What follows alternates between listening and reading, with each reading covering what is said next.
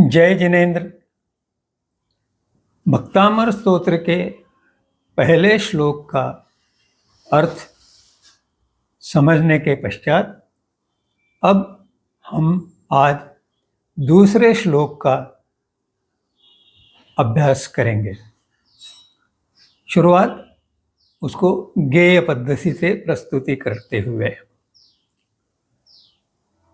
यह संस्तुतः सकल वाङ्मय तत्वबोधात् उद्भूत बुद्धि पटुभिः सुरलोकनाथैः स्तोत्रैर्जगत्त्रितय चित्तहरैरुदारैः स्तोष्ये किलाहमपि तं प्रथमं जिनेन्द्रम्। मैं आप सब लोगों को पुनः विनंती करूंगा कि मैं जिस प्रकार उच्चारण करता हूँ उस ओर ध्यान दें और इस श्लोक के लिए जो आपके सामने स्लाइड है इसमें प्रथम पद में आखिरी शब्द त लिखा हुआ है, जो आधा है, हलंत है, और दूसरे पद में प्रथम शब्द उ लिखा है। पुस्तकों में आपको प्रथम पद के स्थान में अंतिम में त शब्द या अक्षर नहीं मिलेगा। उसके बदले में दूसरे पद में उ के स्थान पर दु यह शब्द मिलेगा। अब दुद्भूत ऐसा कोई शब्द है नहीं, तो वह गलत उच्चारण के कारण हुआ है, क्योंकि तत्वबोधात यह पूर्ण शब्द है। तत्वबोधा यह पूर्ण शब्द नहीं है, तो वो द जो है वह त बन जाता है। त से संधि होते समय द बनता है और विग्रह होते समय द से फिर से त बन गया। तो प्रथम पद में यह संस्तुत सकल वाङ्मय तत्वबोधात् अधुरात आधात और उद्भूत बुद्धि पटुभिः सुरलोकनाथ, ये दो जगह गलतियां होती हैं। इस कारण मैं हमेशा बताता रहूँगा आपको कि मैं जब गाता हूँ श्लोक को तो उस समय मेरे उच्चारण की ओर ध्यान दें। अब हम इस श्लोक के जो शब्द है उनका एक एक करके हम अर्थ समझने का प्रयास करेंगे, जिससे आगे हमें इस श्लोक में आचार्य मानतुंग क्या कहना चाहते हैं इसका कुछ बोध ठीक से समझ में आएगा। यह अर्थात जो, संस्तुतः, स्तुतः अर्थात स्तुति किया गया, तो संस्तुतः यानी बढ़िया तरीके से, हृदय से, तल्लीनता से स्तुति किए गए। सकल, संपूर्ण, सकल यानी संपूर्ण, यह आपको मालूम ही है। वाङ्मय, ये उच्चार देखिए, वाङ्मय, अनुनासिक ng का उच्चार वाङ्मय, अंग, वाङ्मय, इसकी ओर ध्यान दें, तब जाके आपको पता चलेगा कि ng और न और न और म सभी अनुनासिक होते हुए इनके उच्चारण में कुछ न कुछ मुंह से हवा निकलते हुए अंतर है। इसीलिए वो एक विशिष्ट पद्धति से वर्गीकरण किए गए हैं। वाङ्मय यानी साहित्य, आगम, द्वादशांगी और पूर्व, ये सब मिला के जैन दर्शन का साहित्य होता है।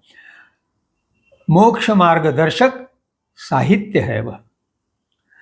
तत्वबोधात, तो यह है तृतीया विभक्ति से, तृतीया विभक्ति हिंदी में से प्रत्यय आता है, तृतीया विभक्ति। तो तत्वबोध से, उद्भूत अर्थात उत्पन्न, बुद्धि, बुद्धि बुद्धि यानी बुद्धि की, बुद्धि की। पटु भी, पटु भी, पटु यानी निपुण। तृतीया पटु भी, तृतीया विभक्ति। तो निपुणता से, बुद्धि की निपुणता से, अर्थात कुशल बुद्धि से। सुरलोकनाथई, सुर यानी देव, लोक लोक, नाथई यानी स्वामी, मालक, अधिकारी। तो देवलोक के जो अधिकारी है वो इंद्र है। तो ये तृतीय विभक्ति यहां पर भी है, उनके द्वारा, से और द्वारा, ये तृतीय विभक्ति के प्रत्यय हैं। सुरलोकनाथई तो देवलोक के इंद्रों द्वारा, देवलोक के स्वामियों द्वारा। स्तोत्र यानी स्तोत्र द्वारा, उनके द्वारा रचित स्तोत्र से यानी स्तोत्र द्वारा। फिर से तृतीय विभक्ति। जगत तृतीय, जगत और तृतीय इसका संधि हो गया, इसलिए जगत तृतीय। जगत यानी लोक, तृतीय यानी तीन, तीन, तो तीन लोक के। चित्त हरई अर्थात चित्त को हरने वाले। उदारही अर्थात जो श्रेष्ठ है, जो प्रधान है, जो प्रमुख है। स्तोष्ये स्तुति करूंगा, मेरी इच्छा है कि मैं भी स्तुति करूं। किल अर्थात निश्चय ही मेरे मन में ये इच्छा है कि मैं स्तुति करूंगा। अहम मैं, अपि भी, तम यानी उन जिनेंद्र की। कौन है वो? प्रथम, प्रथम, प्रथम जिनेंद्र। जिनेंद्र यानी उसका अर्थ तो सबको मालूम है, अच्छी तरह से मालूम है। इसका साधारण अर्थ जो है वह यहाँ दिया हुआ है नीचे। संपूर्ण श्रुत ज्ञान से उत्पन्न हुई, संपूर्ण श्रुत ज्ञान यानी वाङ्मय, साहित्य, आगम,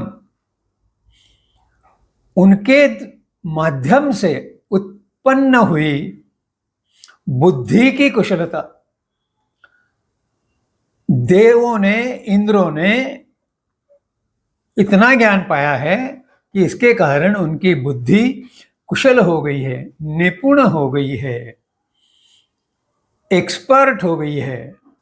उनके द्वारा, उनके स्तोत्र द्वारा जिन तीन लोक के चित्त हरने वाले जिनदेव, जिनदेव कैसे? चित्त हरने वाले। किसका चित्त हरने वाले? तीन लोक के, यानी भूलोक जहां हम रहते हैं, नरक जहां नारकी रहते हैं, और ऊर्ध्वलोक अर्थात जहां देव रहते हैं। तो ये तीनों लोक में रहने वाले जो जीव है, उन सब का जिन देव चित्त हरते हैं।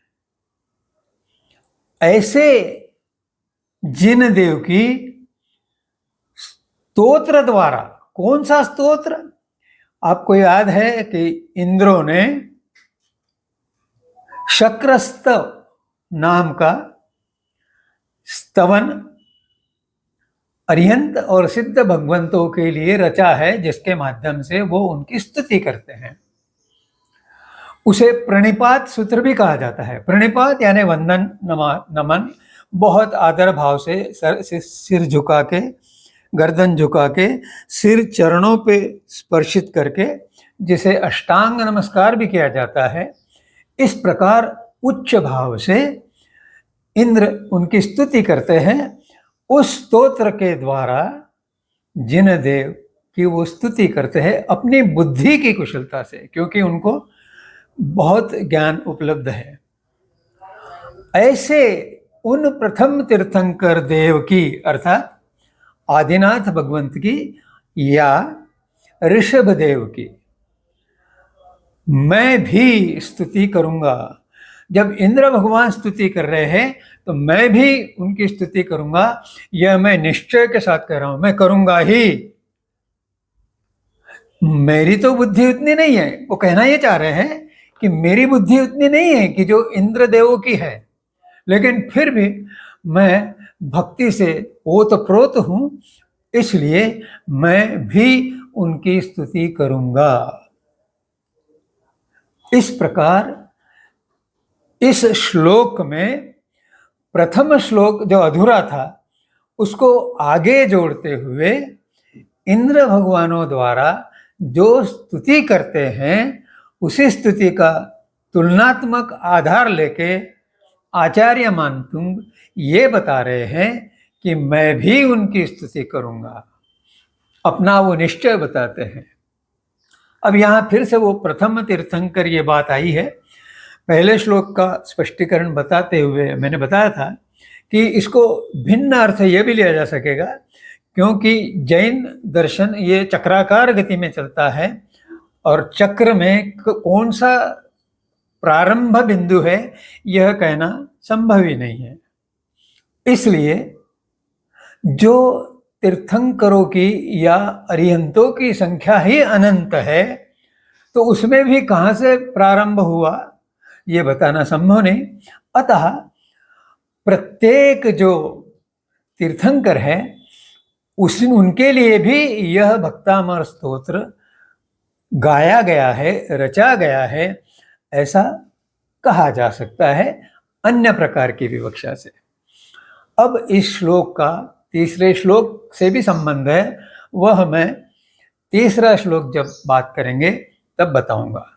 आज यहीं पर रुकते हुए जय जिनेन्द्र।